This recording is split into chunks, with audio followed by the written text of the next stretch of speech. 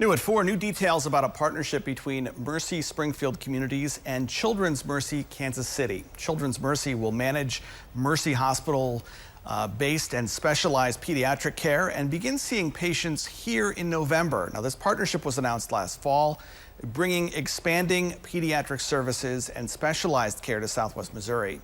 Children's Mercy specialists are already providing some services here. For certain specialties that we don't provide in Springfield, you have to travel 2.5 to 3 hours for even a clinic visit sometimes, or if they're in the hospital, depending on the duration of their stay, they may have to stay in that city for quite some time. And that takes parents away from their jobs, it takes families away from their care networks, and now they can get a lot of that within Springfield.